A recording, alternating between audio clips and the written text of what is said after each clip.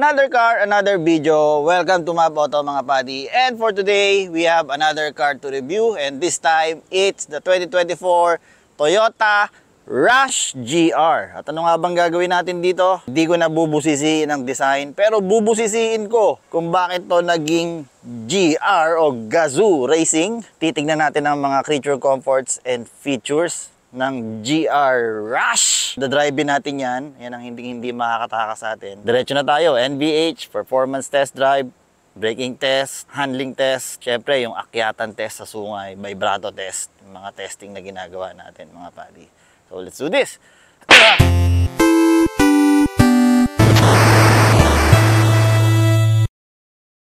So simulan natin sa pagiging GR Rush. Dahil ang Rush, pareho lang naman ng grill, ng headlight, fog light. But sa GR Rush, dito, itong cover ng fog lights, yan. Wala yung normal Rush niyan. GR lang ang meron yan. Dinagdagan nila ng ganito with GR badge. Dito sa likod mga buddy, iniba nila yan. Ayan. May badge ng GR. Oh. GR. Siyempre, meron kang GR badge dito. Ayan. GR Sport. Yan ang wala sa mga normal Rush. So, pag nakaganito ka, ibig sabihin, ikaw yung baller ng mga Rush. Dahil ito yung pinaka top of the line ng Rush, mga buddy. At bago ko makalimutan, mag wheels, iba rin pala. Ground clearance is 220 mm. Yan, 220 mm yan. And, syempre, ang Rush is rear wheel drive. Wala naman ng ibang nadagdag and yun na. GR Rush na siya. Tinawag na siyang Gazoo Racing. GR Sport. Anyway, check naman natin ang interior. Para makapasok ka sa GR Rush, basta meron kang proximity key sa bulsa, pwede mong pindutin to. Or, pwede rin dito, but this time, gamitin ko to. Ayun na. Bukas na siya. At ito, bubungad sa'yo. Same old same. Naka-review na ako ng Toyota Rush, mga buddy. Matagal na panahon na. Click nyo lang itong pop-out banner dito. Yan, lalabas yan dyan. But, tapusin nyo muna itong video na to dahil ito ang GR Rush. Ito ang loob ng GR Rush. Pareho din ng mga normal Rush. Hard plastic dito. Yan, pero maganda naman yung texture niya. Mukha siyang leather. Kala mo leather talaga itong part na to. Tapos meron ka dyang fake stitching. Ito hard plastic. Ito soft touch material. Cloth. Ito hard plastic din to. Itong white. Ano na yan? Armrest. White continuous here. Meron ka rin chrome trims dito. Same na same pa rin ng Rush na na-review ko noon, way back 2020 yata yun mga buddy.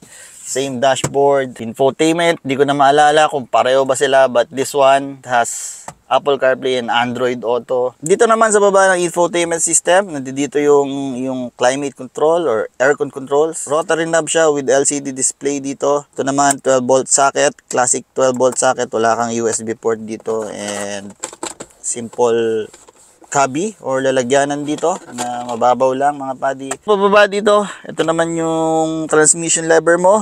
Classic Toyota, ladder transmission. Yan, pag ganyan, bla bla bla bla bla bla bla. Ganun, ladder, kaya tinawag na ladder. Wala kang armrest dito mga buddy. Pero meron kang tatlong cup or bottle holder. Yan, tatlo, wala kang armrest. Ito naman, ito upuan ni GR Rush. Black cloth with different texture itong gitna. Oh, all black. Ito medyo may pagka-gray black. Ito may texture. Somehow maganda ang bolstering niya. Mataas ang bolstering ng GR Rush. Driver and passenger. Tingnan natin ang glove box. Glove box. Hindi siya soft dump. May humaharang lang. Ayun, hindi siya soft dump. Ganyan siya kalaki mga buddy. Maliit lang ang glove compartment ni GR Rush. So ayan, punong-puno na siya. Tayo dito sa taas, meron kang yan, sunglass holder, map lights, dalawa yan, pwede sa door. Salamin, meron? Meron. Okay, may ilaw pa pag binuksan. Good touch. Dito sa driver. Ilaw ba? Ba, may ilaw Yun pogi. Pwede. Ang upuan ni GR Rush is adjustable height. Sinagad ko na yan pababa dahil ganun ako mag-drive mga buddy. Ito rin yung driving position ko. Steering wheel is tilt and not telescopic. Yan si GR Rush. Hindi siya telescopic. Tilt lang. Pero meron ka naman mga buttons dito for your multimedia. Yan, mode. volume down, volume up, channel forward, back, and pangsagot ng Bluetooth, cellphone, yan lang ang meron dito mga buddy. Steering wheel is wrapped with leather dito sa GR Rush. Medyo matigas ang steering wheel ng GR Rush. Saka medyo payat siya, no? Medyo payat. Gauges are still the same kung di ako nagkakamali. Meron ka pa ring LCD display sa gitna. Old school pa rin. Ito ang aking driving position mga buddy. Ganito ako komportable. But silipin naman natin kung anong meron dyan sa likod. Dito sa likod, same deal mga buddy. Napakaganda nito. Pero hard plastic yan. Oh. Mukha lang leather. Dito pa rin yung white na armrest. Dito para sa passenger. Soft touch material dito. Pocket with bottle holder. Another bottle or cup holder dito mga buddy. Puan niya, ganun pa rin. Pareho sila nung nasa harapan ng texture. Meron ba tong seat tether? Meron, yan, may nakalagay, oh. Ayan na nga, malinaw na malinaw. Baby seat tethering. Seats dito sa likod, feeling ko maiksi. Oo, kasi nakahang yung tuhod ko, eh, no? Haba pa nung hang. Pero mataas yung upo niya, almost 90 degree. Pero parang maiksi ito. Ayan, maiksi. Hindi siya, yung masarap yung hanggang dito, eh, diba? Ito, bitin. Parang nabibitin ako. I'm 5'5". Nakasapatos, 5'6". And this one is adjustable. Itong upuan dito. Nai-slide siya mga buddy. Ayan. So, pag sinagad ko yan, ayan yung driving position ko. Sa upuan ko dyan sa harapan. T4 test. Okay naman. Walang sabit. Pero pag sinagad ko yan, syempre para merong space yung mga uupo dun sa likod. Sabit na. Sabit siya mga buddy. Pero komportable pa rin. Pwede ko mag-stretch. Kahit sinagad ko na ng mababa yung upuan dito sa harapan, I can still stretch. 12 volt socket. At least meron 12 volt socket. Bili ka na lang ng charger, yung maraming port. And, syempre, yung separate aircon dito. Dual aircon. Most MPVs, SUVs, may ganito naman. This is SUV. Sa papel to mga buddy. Well, mamaya pag-usapan natin yung SUV na yan. Dahil kung ako ang tatanungin, di siya deserve maging SUV. Mga buddy. Anyway, meron ding airbag dito. Ayan, curtain airbag. Kalagay dyan, SRS airbag. Ayan, kalagay. So, at least may airbag dito sa likod. Kung nakasagad naman ng upuan, kunyari si Abdul Jabbar ang uupo dyan, nakasagad dyan, subukan naman natin doon kung may clearance pa tayo. Ayan, ito na lang ang clearance mga buddy. T4 test. Ang hirap. Pero doable, pero mahirap mga buddy. Pero nalulusot ko naman yung paa ko sa ilalim. Ayan, ayan. Yun nga lang may hump dito. Itong hump na to. So, hindi ako masyadong maka-atras naman. Kung gusto kong matras ng paa dito, hindi ko siya may atras dahil sa hump na yan, napakalaki. Kahit itong nasa gitna, yan, pagkalaki-laki rin, daanan ng transmission yan, saka anong tawag doon, kalimutan ko na. Basta sa transmission niya, kaya may ganyan. But anyway, meron pang practicality dito, meron kang pocket, yan. Driver seat and passenger seat, meron kang pocket. Bukod doon, meron ka namang ilaw dito, mga buddy, yan, may ilaw. At least may ilaw dito sa gitna. Yung mga amenities dito sa second row seats. Silipin naman natin yung sa third row seat mga buddy. To access the third row seat mga buddy, itong lever na to, gaganyan mo lang yan. Ganyan yan, yan, diretso na, no? Simpleng simple. Maluwag naman siyang sakyan. Ayan.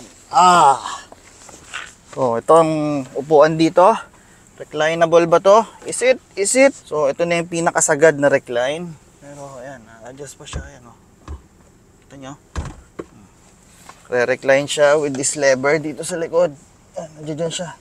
Located there mga buddy. Maliit lang. Meron ka rin pocket dito. And cup bottle holder.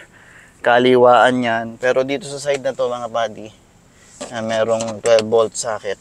Medyo madilim lang, no? Hindi nyo makita. At least may kabitan ng charger dito. Isang side nga lang. Speakers. Baba natin to. Ito magkakaalaman kung gaano komportable ito. So, naka-forward dyan ang sagad. Ito ang upo ko mga buddy. Taas nung angle of attack nung nung tuhod ko. I can say na hindi ganun ka-komportable dito sa adult. On long trips. Kasi ito nga, ayan, yung tuhod ko is masyadong mataas. And, di na ako makastretch. Hindi nyo lang siguro makita, medyo madilim sa camera. Pero walang masuutan yung pa ako sa ilalim mga buddy. Ngayon, kung nakasagad na yung upuan dito, paatras, syempre, kunyari ito matangkad. Sintangkad ni Abdul Jabbar, wala na. Akong 5'5", dikit na yung tuhod ko dito. Yung angle of attack ng tuhod ko, ganyan na siya. Sobrang dikit na. Di talaga ganun ka komportable. At least para sa perspective ko, no? Ewan ko sa iba, baka komportable silang ganito on long trips, ha? On long trips ang sinasabi ko. Kayo yun. But not me. Hindi ako komportable ng ganito on long trips. Dito, parang merong bintana ng eroplano. Medyo malaki siyang tignan dito sa camera. Pag nandito ako sa personal, medyo maliit. Dahil yan sa design ng bintana, wala tayong magagawa dyan. Anyway, silipin naman natin kung ano meron dito sa cargo area. To access the cargo area, mga padi, merong rubber popper dito. Yan, kakalabitin mo lang dyan. Hanapin mo lang dyan, makakapa mo yan. Yan. Ganun lang kasimple. Ito ang bubungad sa'yo sa likod. So, kung nakababa ito, ba natin. Yan na lang ang space mo dito sa likod. Hindi ko alam kung gaano kalaki yan, pero research ko, lalagay ko dyan. Kung gaano man kalaki yan. But syempre, foldable yan. Pero hindi ganun kasimple dahil kailangan mong kalabitin tong lever dito, yung pag-adjust ng regline. Sila tong tali na to para umangat siya. Double action siya, hindi siya single action, no? Yan, gaganyan mo. Hila ng tali para tumupi. Ayan, hindi ko rin alam kung gaano kalaki yan, mga padi. Lalagay ko na lang ulit dyan. Well, obvious naman, yung second row seats tumatambol. So, magkakaroon ka pa ng more luggage space. I don't know that space kung gaano kalaki yan. Ilalagay ko na lang dyan. One more, hindi pa natin nakikita, is yung makina. Silipin natin. Top up the hood, mga padi. Ito, wala siyang label. Ano naman, no? Walang label. Kung di mo alam kung saan mo hahanapin yung pambukas ng hood. So, ito yon, itong bilog na to, mga padi. Lain mo lang yan. Tug, rinig mo na. Teleport. Hood is magaang naman kahit pa paano. Under the hood, ito yung 1,496cc or 1.5 liter. Kaya kita nyo yung makina, nakapahabang ganon. Dahil rear wheel drive siya, mga padi. Hindi gaya ng mga front wheel drive, nakahiga yung makina ng ganon. Ito, ganyan, nakadiretso dun. Dahil rear wheel drive nga ito. Inline 4 DOC, double overhead cam ni Toyota na ginamit ni Rush.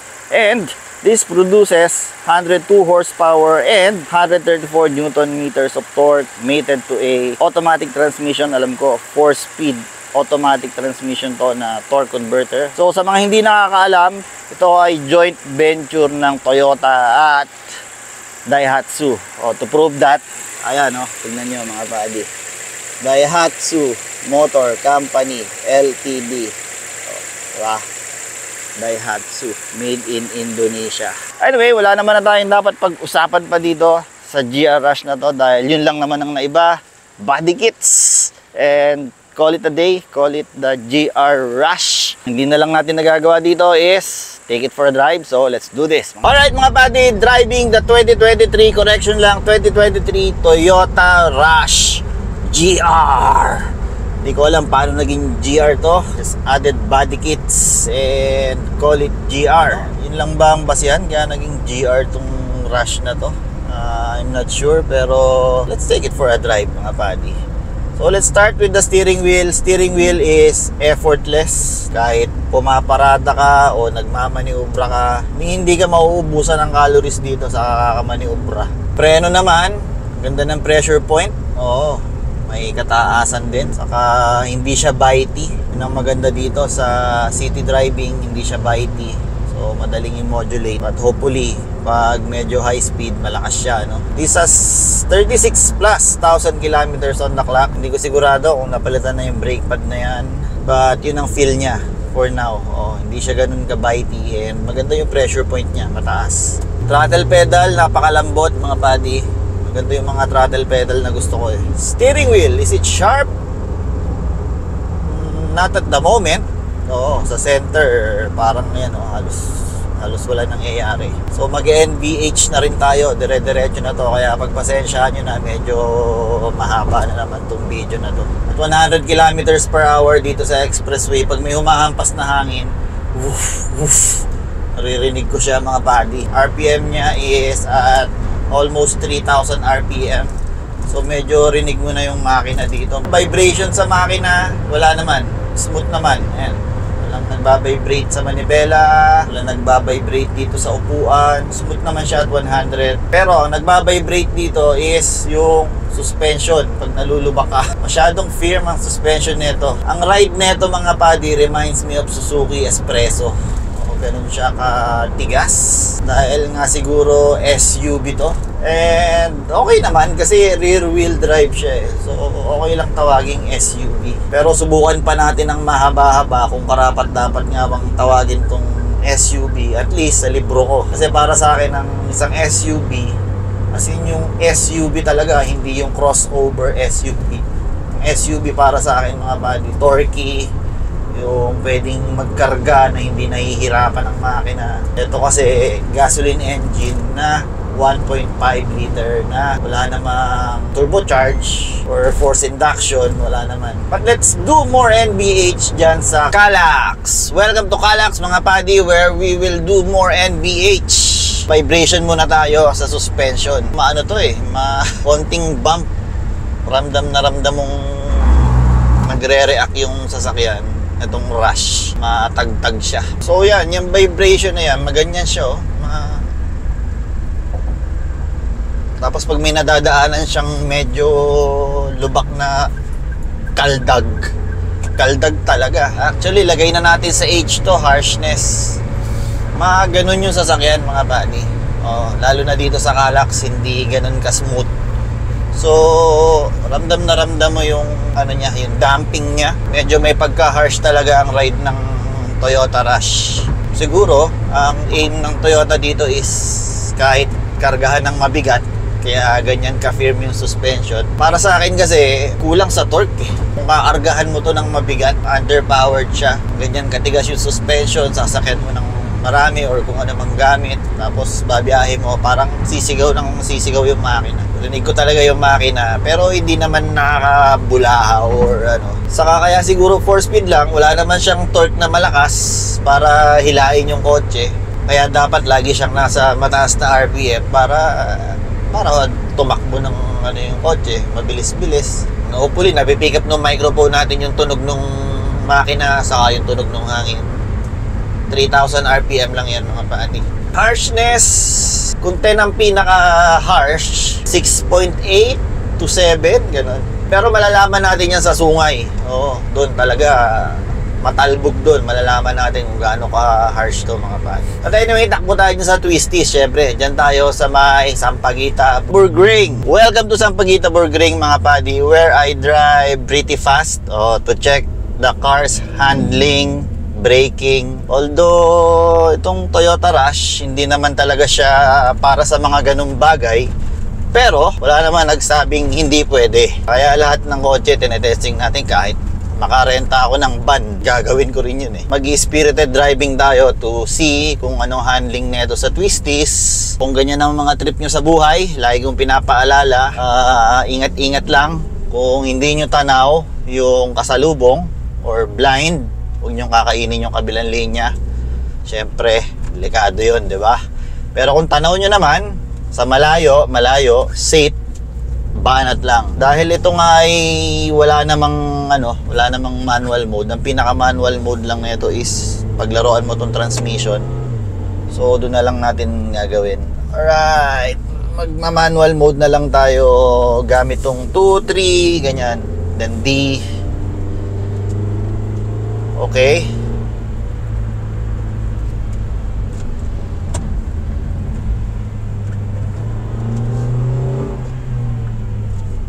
Hi doggy, excuse me. Medyo madilim na pa, alas 6 na mga buddy. 5:45, weekday.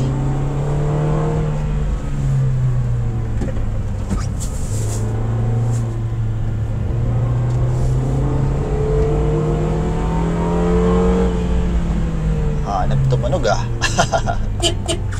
Okay.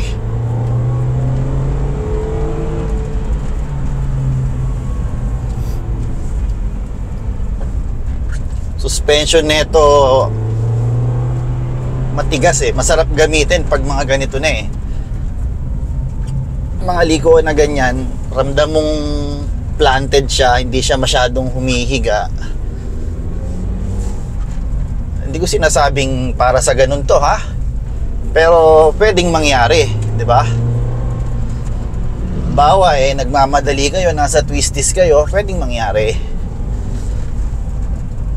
Ito ang ginagawa natin, handling test. Okay. Yeah, gaya niyan. Sorry, I don't understand. Siri, close. To close an app, No! swipe from the bottom to Actually mga buddy, ang steering nito pag lumiliko na ng malaki yung kabig, matalim din ah. Ganda rin tumunog ng makina. At syempre, pababa tayo. Gravity is our friend.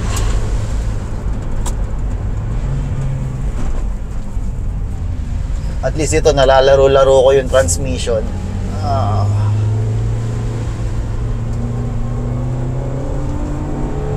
Matigas lang talaga.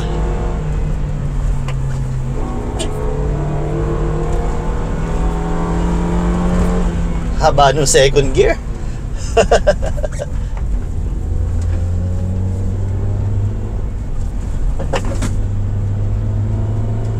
Yan, naka-flat na yung paa ko niyan.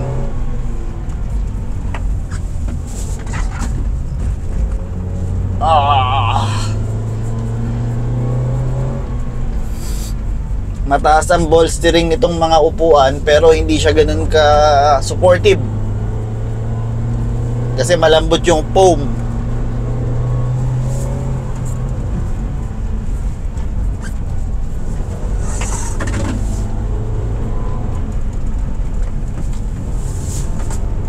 Okay, power, second gear, flat sa sahig. Pag gumana yung BBT, okay naman. Although, syempre, ito na naman tayo. Wala akong sakay.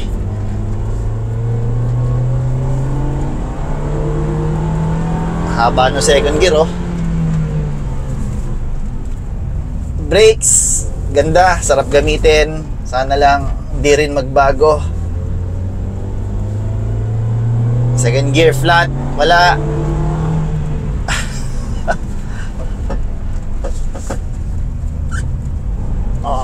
Okay.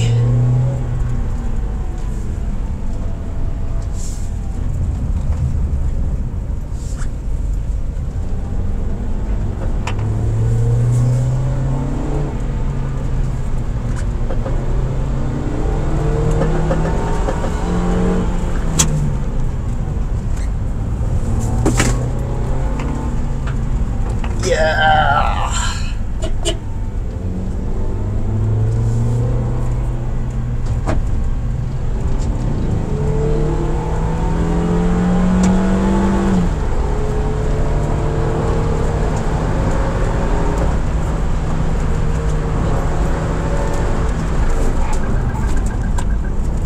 Lakas ng preno. Ang taas lang ng center of gravity, kaya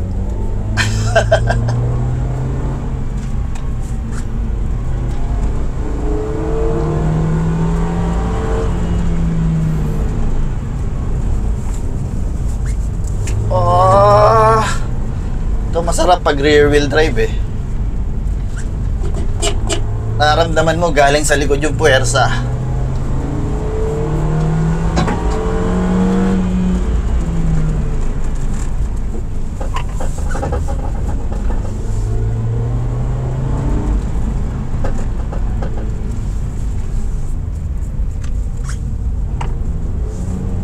Alright.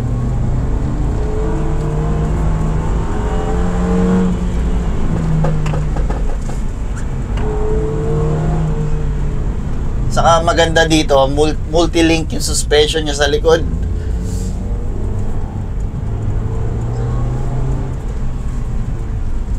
Okay, slow down. Hindi ko inakalang maganda-ganda rin pala handling nito kahit mataas. Saka isipin nyo, ano to eh, ladder frame na may monocoque. Mix to eh. Meron siyang skeleton na nilagyan ng monocoque. Ang chassis nito. So may katigasan talaga. Wow.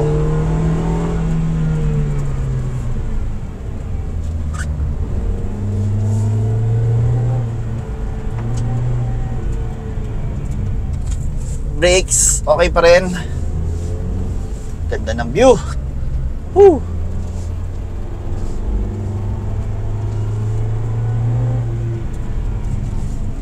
Okay, technical section.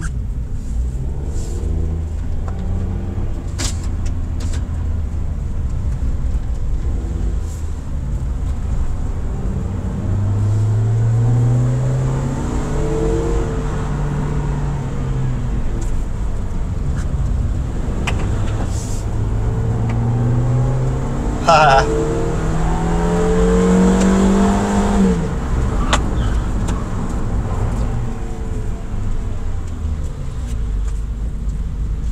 Sarap din ang handling, ha. Kahit mataas siya.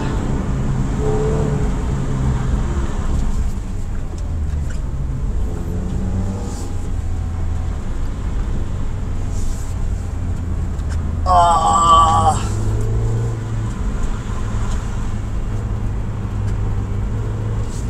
Woo.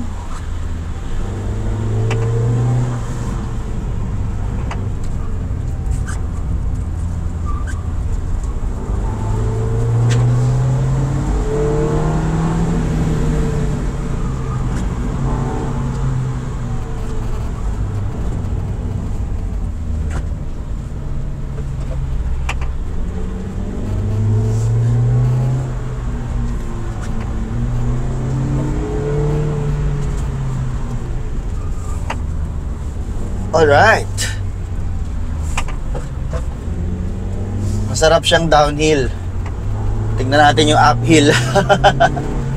Spec.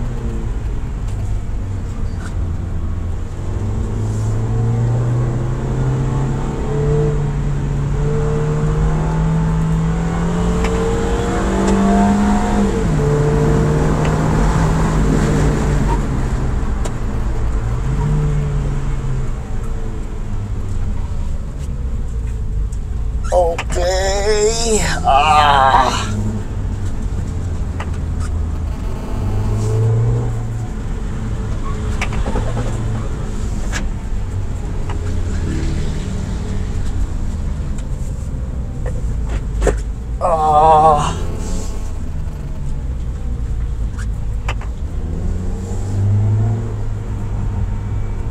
Okay, respect.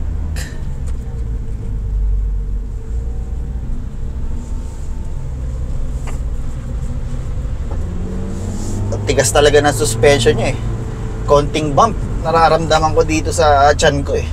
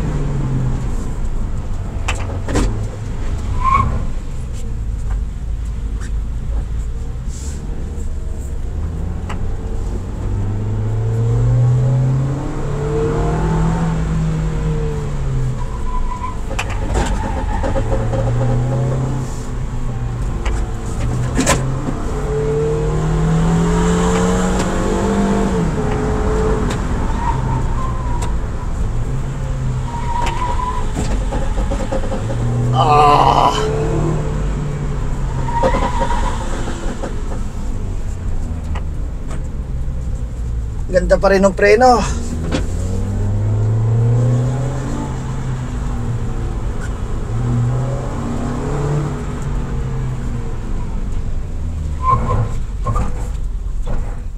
Oh.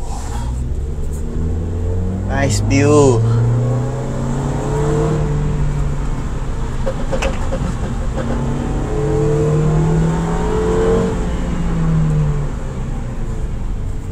Okay pa preno, okay pa.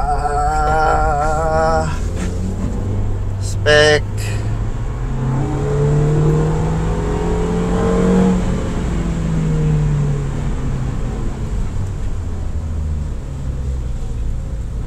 Okay.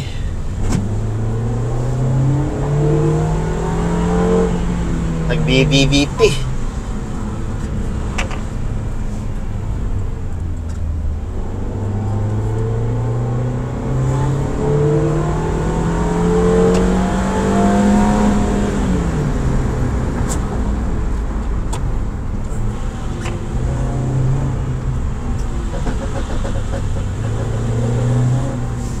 Final corner.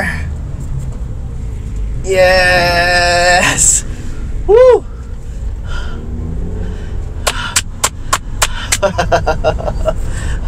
Okay ito ha. Downhill ha. Hindi ko in-expect yun ha.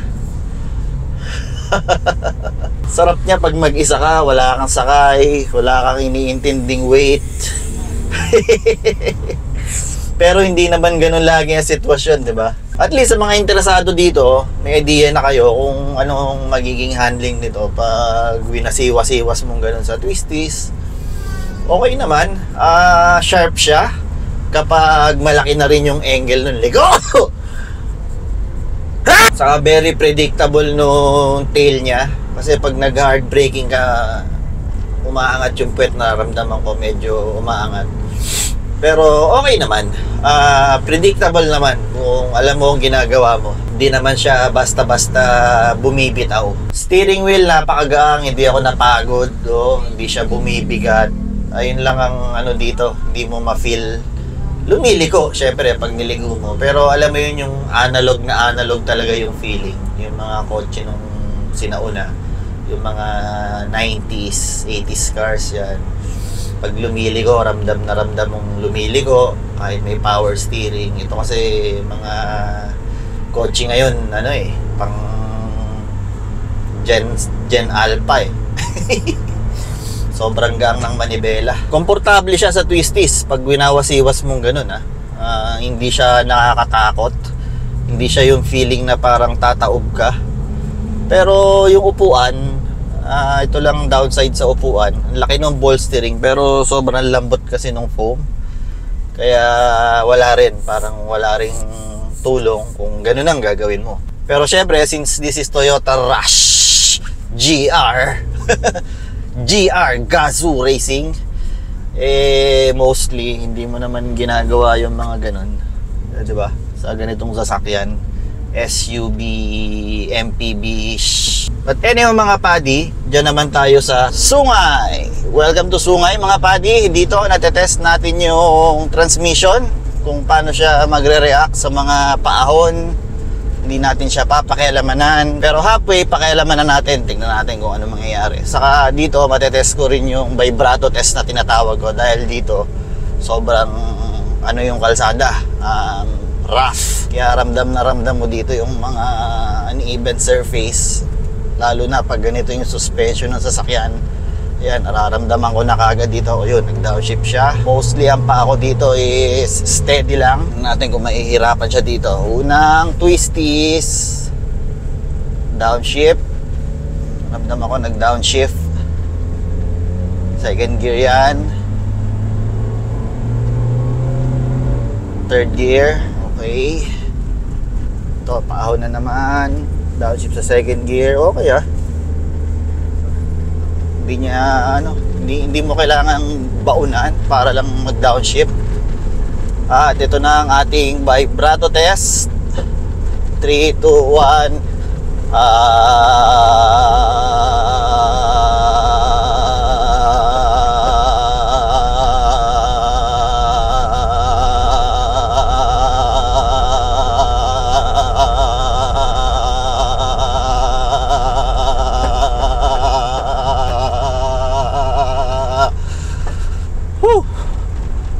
Maano talaga to, medyo matigas ang suspension. Kanina nga sa humps, pag lagapak, parang wala nang play na ganun. Pag lagapak, yun na, parang kariton. Yan, di ko binabaon na, nag-downshift. Pero gapang mga padi. Ano? Tagtag. Tagtag na ang likod eh. Tigas na ang likod. Pati harap, matigas din. Pero mas matigas yung likod. Yun ngayon papasok yung tinatawag kong SUV nga ba to. Halimbawa, 5 kayo sa pamilya, babakasyon kayong Baguio, plus gamit nyo pa. Tapos yung torque nya is ganito. Parang underpowered, no? Kailangan mo pang dikdikin yung throttle or gas pedal para lang umahon. Ito, medyo nangingialam na ako sa gas pedal eh. Kasi matatarik talaga yung mga likuan dito. Tagtag oh. Ramdam na ramdam ko dito sa sahig, sa upuan.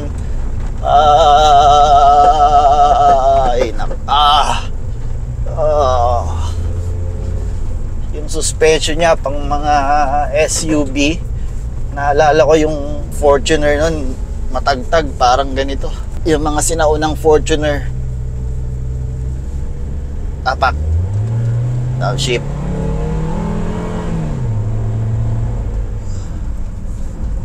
Responsive naman yung transmission. Yun nga lang, yung torque niya sapat ba pag may karga na ako. Para sa akin, ang SUV, yung malakas ang torque, diesel torque, turbo, gano'n. Pero ito mahina ang torque eh.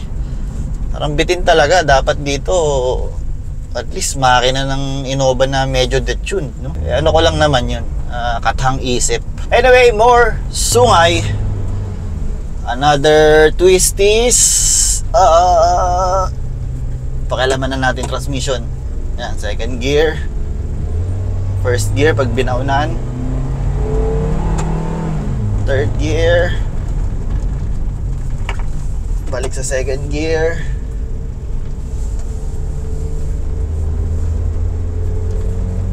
Pilipit na naman. Pilipit. Oh, kakaahon kasi mag-isa ako. Walang masyadong weight. Tapos fuel, 2 bars na lang. Paano kung may sakay ka na? Puno ka. Yun ang masarap subukan. Kaso wala akong maisakay eh. Last pilipit, I think. Downshift, first gear. Yan.